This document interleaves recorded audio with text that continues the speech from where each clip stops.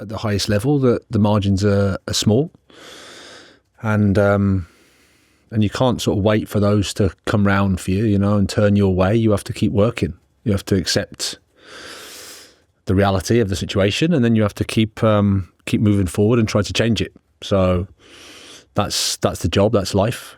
We're looking forward to changing that dynamic. You took a while to sort of pick the right job for you after leaving Chelsea. You've described this job in recent weeks as a hard job. Has it been harder than you thought it was going to be?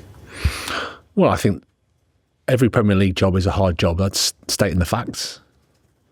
It's normal, because it's the highest. If you think about how many coaches there are in the world, and if you find yourself one of the 20 coaches in the Premier League, by definition, it's hard. Every team's good. Every coach is good. There is resources everywhere. So every job is hard. In terms of this job, I mean, I think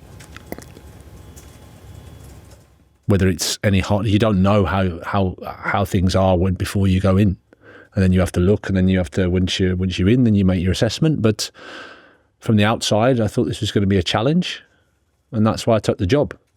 It's an incredible challenge. It's an exciting challenge. Just when you use words like hard or challenge, automatically people think that's negative. It's not.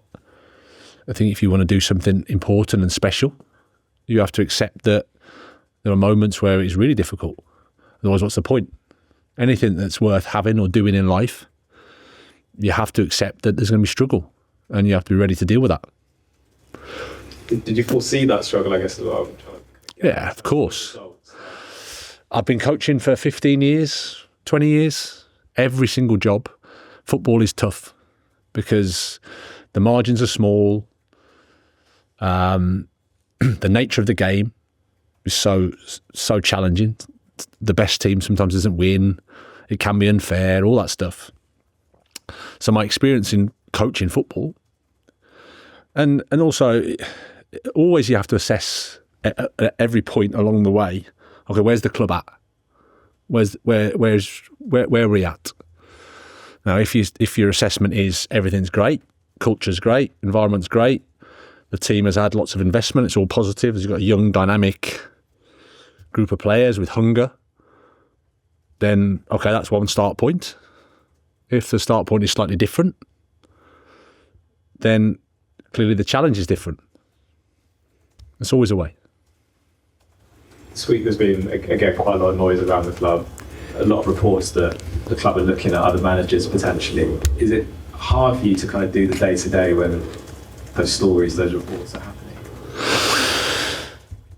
That doesn't affect me. I don't listen to that. It's your job and other people's job to create speculation. It's part of the noise of the Premier League. It's part of what you sign up for. So if results aren't good, which they haven't been, and no one's shying away from that, the results aren't what we want, then there's always speculation, there's always noise, there's always negativity, and there's nothing to complain about from my perspective.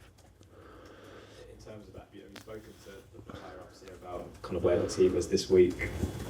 The results, like you said recently, haven't been good enough. You understand the environment, you understand the noise. Have you spoken, have had conversations around where the team's at the moment? Yeah, of course. Yeah, as we do every week. Positive talks? Yeah, positive talks. But we all understand as well where we're at, and we all want to improve. It's, as I said before, no one's happy with where we're at. At the same time, you have to look at the context and the situation, and you have to not get caught up in the noise. How quickly do you feel you need to kind of get results and turn things around here? For Everton, for example, the next game, is that for you just a game you cannot lose, or a game you really have to perform well in? Do you have a kind of a time frame of when things needs to change? Well, sounds obvious. I'd like it to change now, tomorrow, the next game, of course. We all want that. But we play sport, it's football, in the highest league. So nothing straightforward. We just focus on what we can control and not worry about too much about time frames and things like that I can't do anything about. Sam, PLP.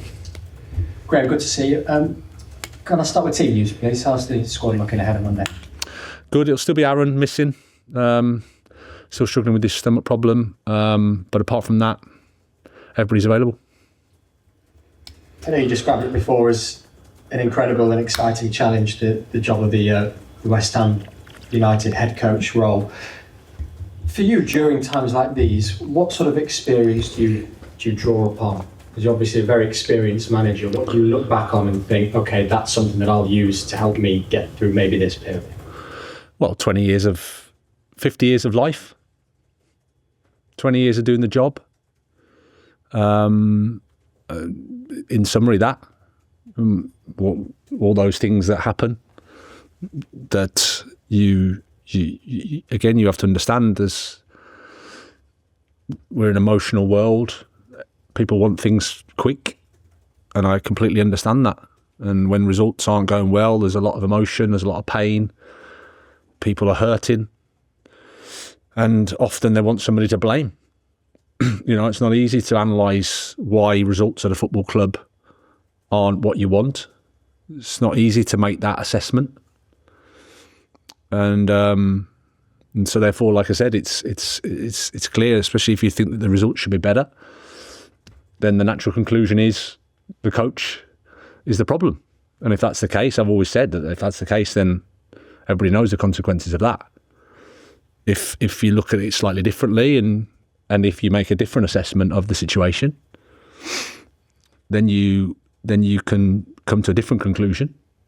But again, that's not for me to tell anybody how to think. That's up to them. Is that blame part of the territory, part of being a Premier League manager? Of course. Yep. We're all the same. If you don't win enough, then you're under pressure, you're under scrutiny, you're all that sort of stuff. And as I said, if the problem is the head coach, then, and that's the narrative, or that's the thinking, that's the conclusion.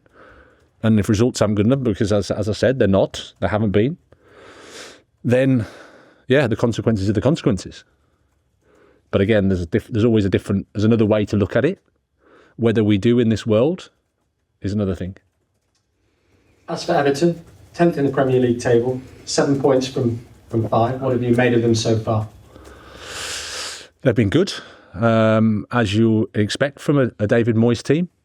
Very well organised. They've made some good additions in the summer, and yeah, they've got the new stadium, which has obviously given everybody a lift.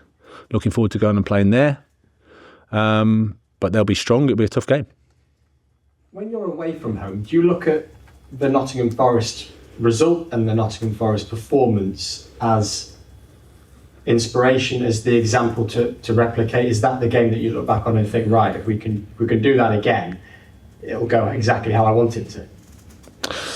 Well, yeah, but no games are the same. Obviously, if you said to me we could keep a clean sheet and score 3 goals, I'll take that now, obviously. But yeah, we did a lot well. I think against Sunderland, ironically, we did a lot well up until we conceded the goal, and then we didn't do so well. So there's always bits in games that you can take, but obviously, from our perspective, we need to be good. We need to be better than we were in the first half against Crystal Palace in terms of our balance between defence and attack. So I thought we got that wrong. So that's something we need to improve. There's plenty of individual battles that you can always pick out ahead of an upcoming game. I'll mention Jack Grealish, who seems to have really found his form this season. Is that one of the key battles, him versus, in this case, Kyle Walker-Peters? That's one to keep an eye out on. Well, I think in most Premier League games, in every Premier League game, actually, there's more than one. We're aware of Jack's quality, of course, but I think they've done well. Beto's a threat for them up front. And Dye coming off the side with O'Brien pushing on is a threat for them. Dewsbury Hall finds good spaces. So they've got lots of options in the attack, and as I said, it'll be a tough game. Just finally for me, Malik Diouf has more assists than any other fullback across Europe's top 5 leagues. How vital a player has he become for you? Yeah, we're really happy with him. I mean, he's a player that we identified early. Unfortunately, we could sign him early, so we worked with him, and he's got a great enthusiasm. I thought the club and the supporters would appreciate him because of how he plays the game. But yeah, he's really effective in those situations. Hi. The Everton game will be the first Monday game you'll have had to play in a while. Do you like having that extra time of letting the weekend pass and watching the other results go first?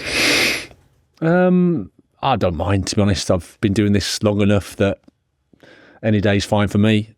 If we win it, it's nice whenever we play. Do you feel sometimes that with the current club situation that he perhaps sometimes falls unfairly on the manager when it comes to sort of poorer results? No, it's, as I said, it's something we all sign up for. We understand if results aren't good and you're not winning enough, then you have to face that and you have to own up to that, and you have to take that responsibility. As I said, there's also part of the job that you have to look at context. You have to look at where the club was, where the club has been, where the club's at, and realistically what is needed to improve. We live in a world where we want things instantly, but whenever you do something meaningful and important, sometimes it takes some time. But at the same time, in the world we are, if short-term results aren't good enough, you understand what happens. But that's nothing I can control. And not just as a manager as well, but perhaps as a human being, how do you deal with kind of the situation that the club is in now, and perhaps the pressure that may come with it? But I think it's part of the job. It's something that you sign up for. And at some level, you've got to be grateful for it, because it allows you to grow. It takes you to the brink. It takes you to the edge of your capability, and that makes you a better person. Yeah, football's easy when you're winning every week. It's great coming to these things and talking to press and when you're winning all the time, but the reality of it is it doesn't always happen like that. And then you have to deal with it. And I think the responsibility of the head coach of a club like West Ham is you deal with it as well as you can in your own way, with integrity, with respect, and go forward and try and help the team improve. And just to end my questions on a lighter note, a slightly ridiculous one, so I'm sorry in advance, there is a certain recent trend you may be aware of, the Graham Potter face swap trend, which is basically superimposing your face onto any personal celebrity. Are you aware of this? Yes, I am. How do you feel about being a trend?